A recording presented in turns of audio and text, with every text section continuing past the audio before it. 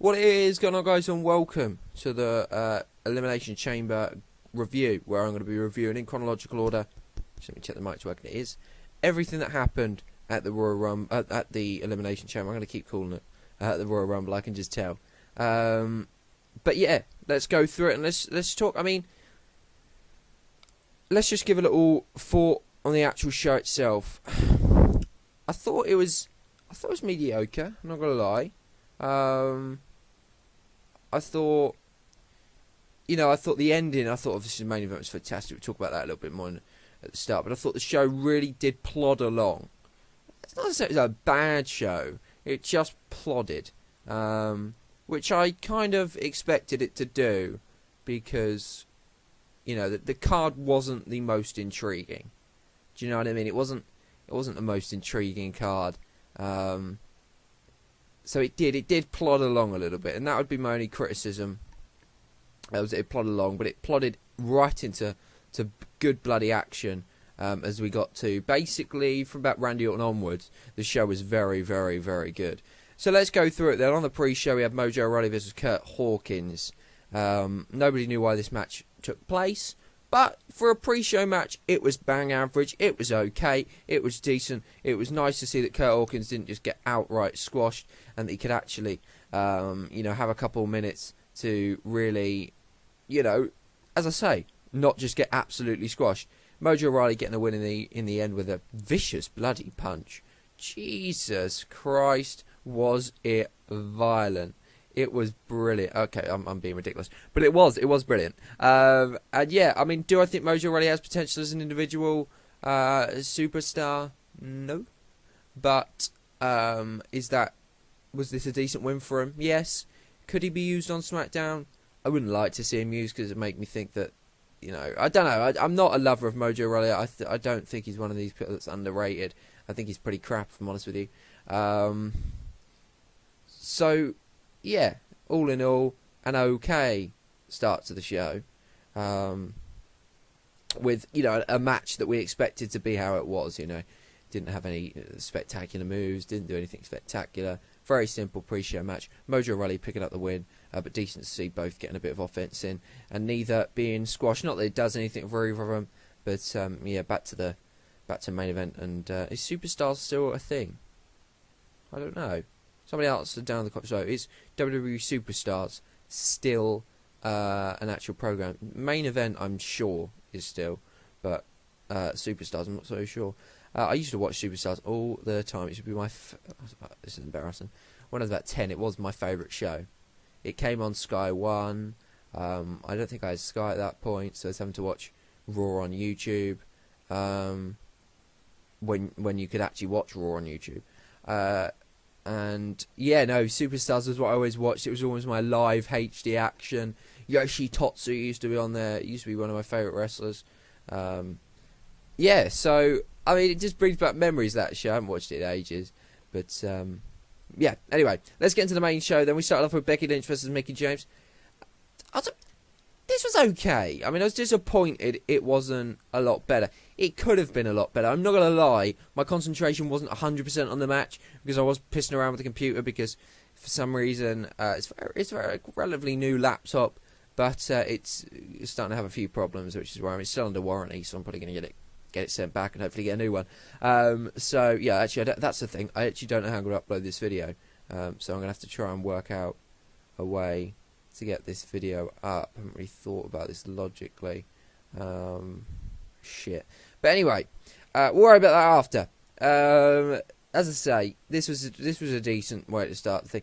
I mean, the way it ended, Becky Lynch getting the win. I mean, I got my prediction wrong, but Becky Lynch getting the win with a roll up to Mickie James. I expect to see a rematch here, and I really think they could have a very, very good match. I think they didn't give us all of what they could do, if you know what I mean.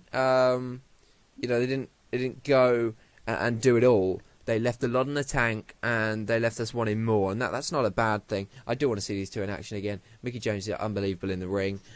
She can hang with the best of them. She's very, very good on the mic as well. So I do expect a rematch, and hopefully, I hope Mickie James isn't just going to come back and just put people over. I want her to win herself as well, because I think she's really still got it. but an okay way to start the show, an average way to start the show. As I say, my attention was kind of dwindling a tad. But yeah, no, a decent way to start the show. Then what do we get? We got the impossible to book Apollo Crews and Kalisto versus Dolph Ziggler, which was booked surprisingly well. I'm still tired. I've had about 8 hours sleep, which is actually pretty good. But is it 8 hours? When did I go to bed? 4 o'clock. No, I've had nearly 10 hours, so I've probably overslept. Anyway, I didn't really think this was going to be even possible to book properly and have both coming out looking very, very good. But yeah, it did. I wrote on my notes here that there were thank you Ziggler chants. That I don't really... I mean, the crowd was wild, and that made the show give it that extra buzz. But I didn't really understand why they were saying thank you Ziggler. You know, it's Apollo Crews and Kalisto, Apollo Crews especially, an incredible talent. And I just found it kind of disrespected them. But that's just my personal opinion. But yeah, this match didn't really get started. Apollo Crews came out, got to the ring, bang, Kalisto was hit into the LED, whatever the hell you want to call it, at the back. You know, Ziggler hitting him into that. Very, very clever thing to do from WWE. Make it a one-on-one match. Make him not have to beat two. Apollo Crews and Dolph Ziggler, they went in together. You know, a little bit of action. That sounds like a porn movie. What I meant is the match started. I'm still tired. I only just woke up. The match started. Them two getting offense in on each other. Ziggler looking like the heel. Apollo Crews looking like the face. Bang. Back comes the resilient Kalisto. Gets back into the ring. And the numbers in the end beat Dolph Ziggler. But it was a way of, even though the numbers, you know, the fact that it was 2-on-1 and that beat Ziggler, even though that happened, you didn't really want to root for Ziggler because he just attacked Kalisto at the start. So I think it was a very clever way to do it. The only thing I was worried about when Apollo Crews and Kalisto won was the fact that they'd won and Ziggler hadn't won. But bang, he absolutely destroyed Kalisto on the outside and then absolutely destroyed Apollo Crews with a chair trapped on Apollo Crews' leg. And I would expect Apollo Crews to go on a bit of a hiatus now and Ziggler to march on to WrestleMania. So yeah, not a bad match, but again, it just felt all a little bit average at this point, and that didn't change with the Tag Team Turmoil match. This was okay.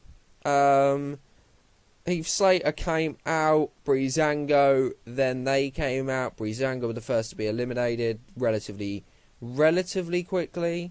I think the Vaudevillains then came out and were eliminated very, very quickly by Slater and Rhino, which, again, just making them look absolutely ridiculous. Probably time for them to go back to NXT. Then it was the Usos who came out, and Usos and Slater and Rhino went on a little bit of a match, but in the end, the Usos getting the victory. Heath Slater and Rhino being eliminated after, you know, going through two other men. Out then came American Alpha, and these guys put on a very, very good little match, you know, and I think these two teams have the absolute potential to put on a wonderful, wonderful WrestleMania match, which I think is what we're heading for. Then American Alpha, luckily, it wasn't, you know, it was like I think it was a roll-up. I think it was a roll-up is the way they eliminated the Usos. Usos fuming, attacking American Alpha, handing the titles to the Ascension, who came out last. And I believe I said the Ascension would be the last team. I at least thought they'd make it to the end. And it looks like WWE are genuinely trying to book the Ascension in a better way. And that's not a bad thing, because I do think they were good enough. I do think they're a great team. And it looked like they were just there as kind of, you know, a prop to just basically essentially to come in and win the championships. And I was starting to believe, oh my god, they might actually do this, Conor Victor. And I was kind of getting myself not pumped for it, but I was like, oh, this is okay. And you know, they're riding off that momentum, and I don't think it's a bad thing. I don't really think, if you've put people really badly, give them a surprise win and then give them a win for the championship or something, and I think they can genuinely become credible stars again. Because it is real. I know it sounds ridiculous, but you know, in football, or soccer, as you call it in America, it's fucking football, you cunts. But anyway, you know, teams will lose like 10 games in a fucking row. They'll win one game and they're going on a 5-game winning streak. and they look like a completely different team. So you do get in bad form. So I'm not necessarily opposed to that. Yes, I'd rather people aren't booked retardedly up until that point, but it's not to say they can't be recovered once in a while with a shock win and then another shock win. So I think it's an option WWE has to look at in the future. But anyway, the Ascension nearly got the victory, but in the end, somehow, someway, Gable and Jordan managed to get the victory, and American Alpha came out of Elimination Chamber with the titles and heading in to WrestleMania. So it would seem, with the tag titles around their waist. Best team on SmackDown Live. And hopefully, we either get American Alpha versus the Usos at WrestleMania, which is what I'm kind of hoping. And then post that, we get American Alpha versus the Revival, who come up to the SmackDown Live roster. The tag team division on Raw is bad. The tag team division on SmackDown is better, but that's not really paying it a compliment. They really do have to work on tag team wrestling. They're struggling with storylines. That's what I'm finding. They're okay with single storylines. They're okay even with faction storylines. But WWE seem to be really struggling with being able to create and maintain a good tag team feud without basically just having them square off 100 times in action. So it'd be interesting to see whether they can actually do and build a program that we are genuinely interested in heading into WrestleMania for American Alpha and the Tag Championships. We then got Nikki Bella versus Natalya. This is when I finally stopped watching the network on my phone and got it on the fucking telly. So yeah, at this point up until this point I was watching it on the fucking telly. I've got written down on my notes, and this wasn't necessarily about this match, I hadn't mentioned it before. Mauro Ronaldo, can't say his name probably, he was botching like a fucking trooper again tonight. And I know a lot of people like him, but he botches so fucking much. It's a joke. Atunga's shit. I can't say his name, but you know what I'm talking about. You know, he's calling it Hell in a Cell. He was doing that on SmackDown. He's not calling moves properly. You know, he seems to just be fucking up all the time. He's got to pick it up. He's got to improve. I really want us to go back to two-man teams. I really do. Michael Cole, Corey Graves on Raw, and I don't actually mind Tom Phillips. This is going to sound stupid, but I genuinely don't mind Tom Phillips. But I'm sure you could do better than that. I don't know, Nigel McGuinness, and I like JBL, and I don't think Nigel McGuinness is a lead commentator. I think he's a colour commentator. JBL and Tom Phillips, or JBL and Ronaldo. I mean, I don't dislike the guy, I just think he botches too much. So I think we should go back to two-man.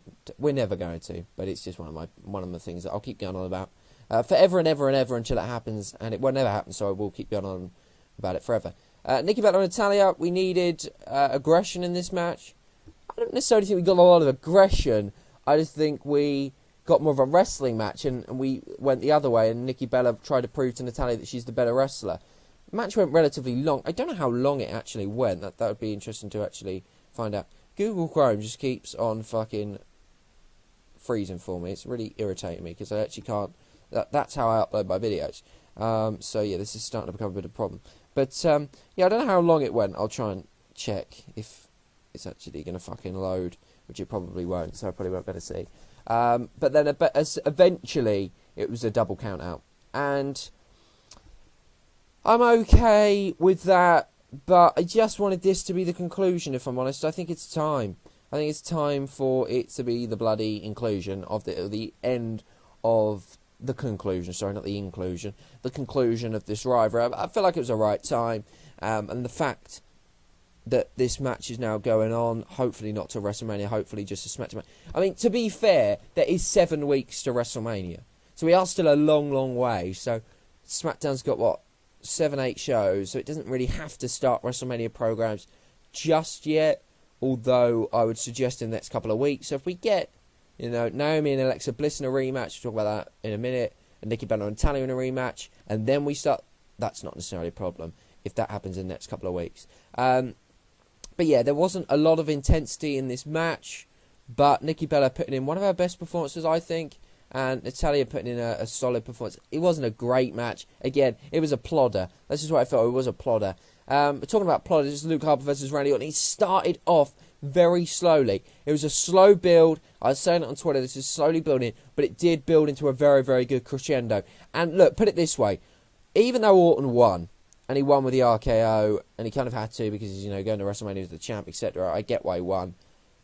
Luke Harper looked very, very good. Luke Harper looked like he belonged in the main event, and looked like he was 110% where he deserves to be. And, hanging with the best. I think he's one of the most underrated people on the roster. I really, really do. And he really has been underrated for so freaking long. And, he really did prove last night why he is a main tier talent and why he could be a massive breakout star in 2016 for SmackDown Live. One of the faces on the company. The only other real face is Ambrose and John Cena. So he really could build very, very well. I'm praying that they get him into this triple threat for the world title at WrestleMania, because I want to see that. I want to see Orton, Harper and Wyatt. I think that would be friggin' awesome. But I'm not necessarily holding my breath for it. But a very, very good match. It had the aggression. As I say, it started very, very slowly. But by the end, the crowd were 110% going for Luke Harper. And, yeah, even though he was, defeated, he came out looking very, very strong. And that was as good as I think we were ever going to get from that match. So, well done to both Luke Harper and Randy Orton, because Orton deserves a lot of credit because, he was part of the, he helped put fucking Luke Harper over in the story. So, yeah, credit to both for that. So, yeah, moving on to the next match. So, yeah, moving on to Alexa Bliss versus Naomi. This was going really well, and I was really into it. And I was thinking, this is a freaking good match. I'm really starting to enjoy this. And it kind of ended a little bit too soon, But these two had some wicked chemistry. Jesus Christ, they really did.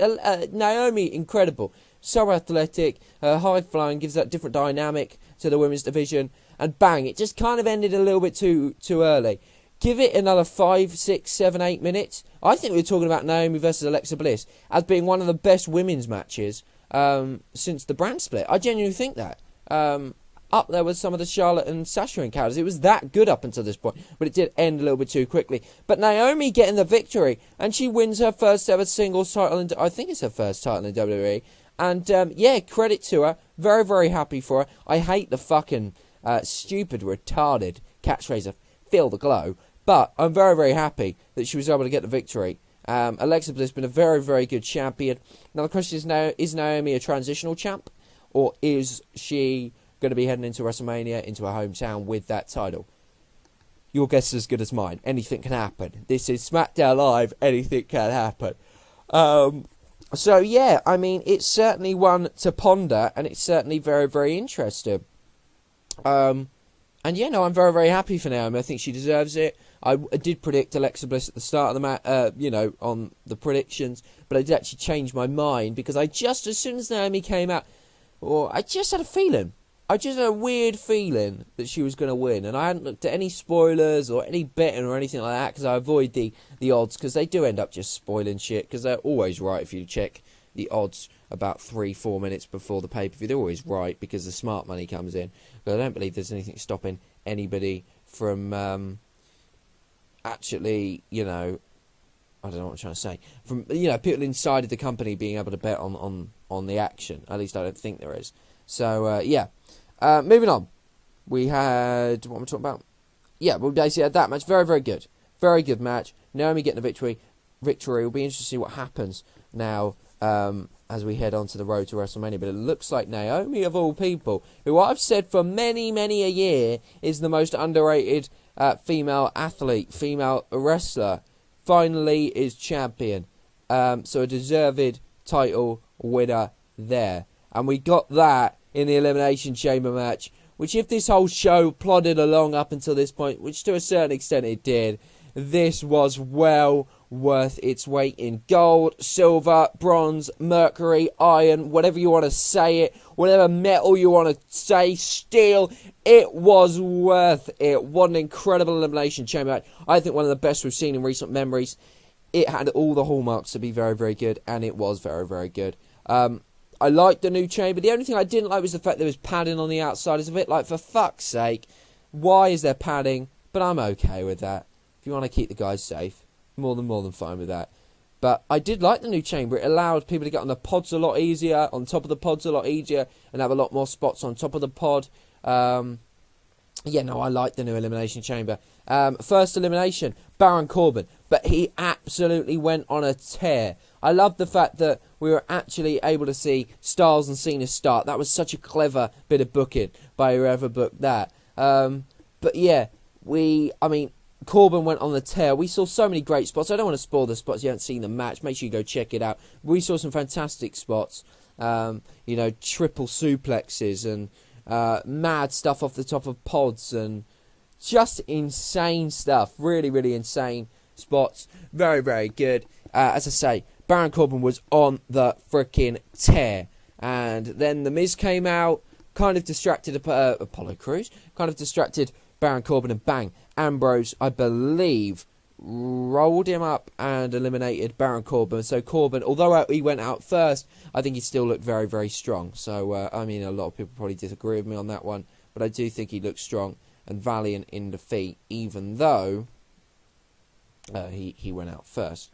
Next up then, I say next up after Corbin destroyed freaking Ambrose. Corbin was pissed, for crying out loud. He's been eliminated from behind by Ambrose. He was pissed. He was unhappy, and he was going to, punish Dean Ambrose for what he was doing, setting up what could be an absolutely friggin' incredible feud between Dean Ambrose and Baron Corbin. That gets me very excited down. But okay, that just gets me very excited. I love Baron Corbin. What a year he's had, and I love him to win the Intercontinental Championship at WrestleMania. And I'm praying. It happens. I'm still having the problems on the internet, folks. So I don't really know what to do about how the hell I'm going to actually get this video up. But, we'll worry about that in a minute. We'll worry about that at the end of this video. So I do apologize. Well, I don't know why I'm apologising, because I could just be talking to myself right now. But after that, then Miz then came in, got the elimination straight away for Ambrose after basically Corbin had completely and utterly left him for dead. And it was down to Miz, Styles and Cena who started, and Mr. Bray frickin' Wyatt. Miz then went on a nice run, actually, and then Cena eliminated him. Then it was obviously the final three, which was, again, we saw some fantastic spots. So at the moment, at this stage, Baron Corbin looked fantastic in defeat. Ambrose looked resilient as ever. Miz looked very, very good, looked very strong. Cena then got eliminated by, I'm pretty sure, Wyatt. I don't know. I'm sure it was Wyatt. I think the Sister Abigail is one of the most protected finishers. I don't know about you guys, but it does seem very, very protected. I'm trying to think when someone's kicked out of it. I'm sure they have. Let me know down in the comments below. But I think it's a great protected finisher, which at this point the Styles Clash and the AA really isn't. They just kick out of that for fun. But the Styles Clash especially is now just turning into the new AA for finishers that's never going to end the match, which is really disappointing. But, Anyway, back to the match. We then when Cena got eliminated, it was like, oh shit, Styles, Wyatt, that is a dream match. And the fact that either of them were going to win, I was down for. Orton, Styles, down for that. Wyatt, Styles, down for that. Wyatt being champion, down for that. I wanted it to be Wyatt's night, and oh boy, it was. Styles was hitting a 450 splash. He never hit the, the Styles Clash on Wyatt. Probably because I don't think it was actually be possible. I don't know. Perhaps, yeah, I suppose it would be. That wasn't a fat joke. It was just me thinking logically. But yeah, then, as he went for the phenomenal forearm, countered into the Sister Abigail, bang, and Bray Wyatt is the new champion. The historic championship of WWE, Wyatt finally holds. The championship that has eluded him throughout his whole career. The championship he has deserved, from Husky Harris to Bray Wyatt being on top of the WWE tree and heading into WrestleMania as the champion. Oh, what a pretty sight. And the stare down between Randy Orton and Wyatt leaves so many doors open as we head on the road to WrestleMania. This was an awesome way to culminate an unbelievable match and, give Wyatt the biggest win he's ever had. Wyatt pinned Cena clean and he pinned Styles clean. That is Well, oh, this was great. What a moment for Wyatt. What a moment for those that have loved Wyatt for so many years, like myself. What a fantastic round. It was Wyatt's night. Follow the buzzers. Elimination Chamber, out of 6. I'm going to get out of 6. Out of 10. I'm going to give it... oh no, do I do it out of 10 or do I do it... I suppose I do it out of 10. I'm going to give it a 7 out of 10. Nothing special, but okay. Do you know what I mean? Or actually, I'll give it a 6.5. I think it was okay, but nothing special. Fastlane will bring a different dynamic. Roman Reigns, Braun Strowman. I'm very much looking forward to that. And Goldberg, Kevin Owens. I'm not looking forward to it because I just don't know how they're going to do it. So I'm a bit apprehensive about that, but I'm not going to worry about that too much. Did Elimination Chamber put me in a better mood? And it, get me out of my depressed cycle? No. Until the main event, and then it kind of did. So yeah, it was nice to come out of a pay-per-view happy rather than disappointed like we have done with the Royal Rumble. But at the moment, this is what I've got as the WrestleMania card that I think they're heading to. Randy Orton versus Bray Wyatt for the WWE Championship. Goldberg versus Brock Lesnar for the Universal Championship. I think Goldberg will win against Kevin Owens at Thingy. Chris Jericho versus Kevin Owens for the US title. Dean Ambrose versus Baron Corbin for the IC title. That's got an asterisk with it. I'll explain in a minute. American Alpha versus Usos SmackDown Tag Team Championships. Banks, Bayley, Jack, Charlotte Raw Women's Championships. Fatal 4-Way. Undertaker, Reigns. Triple H, Seth Rollins, because Seth Rollins, I believe, is going to be back in time.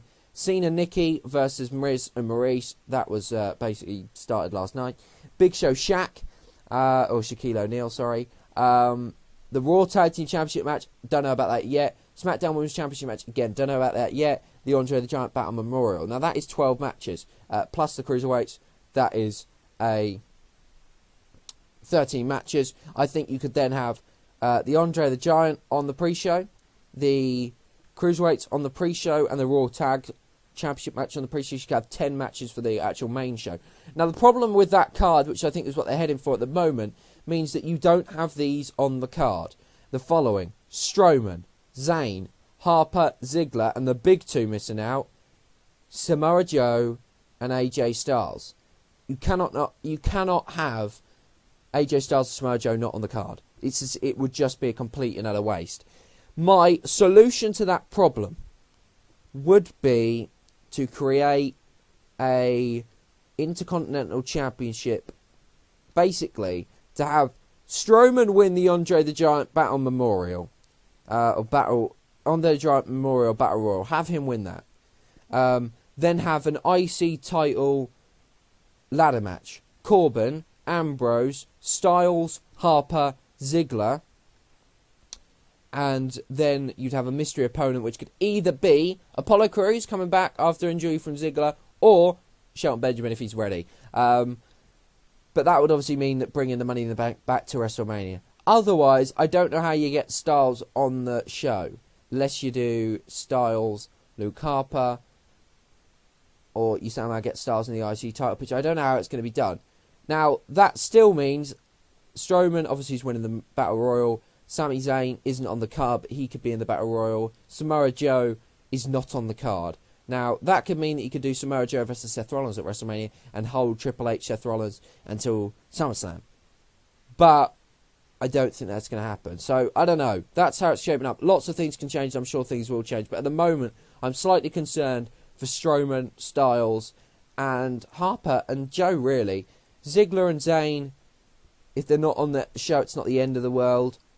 As much as they deserve to be on the show, them being in the Battle Royal would be okay. Same with Strowman, really. But Styles, Harper, and Joe really would be a waste if they're not on the show. And it would be criminal to have Styles and Joe off the show. Absolutely criminal. I mean, Luke Harper, you can put into the triple threat main event. Styles can go into the IC title hunt. Joe, I don't know with him. That's the one that's really worrying me, if I'm honest with you. So yeah, that's just my thoughts on the WrestleMania card at the moment, as it's shaping up to be a very, very good show, and one that most matches are very freaking good, bar Big Show versus Shaquille O'Neal. But anyway, I'm going to end the video here, and I'm going to try and somehow get this video up. I don't quite know how I'm going to do it, because I don't quite know how it's even going to be possible to do, but I'm going to try my friggin' best, as you guys know I always do, to try and get this video out. That means I will not be having a preview up for Raw. I'll try and get a review up, but it could be a very, we could have a few problems in the next couple of days for uploading videos onto this channel. and onto YouTube in general if the computer is playing up. But hopefully I can fix things, or at least get it so I can open one tab and upload videos. So yeah, I'll try to sort that out. But thanks so much for watching this video. If you enjoyed it, please leave a like. Elimination Chamber is in the books. We're only one pay-per-view away from WrestleMania. 48 days away from Orlando, Florida.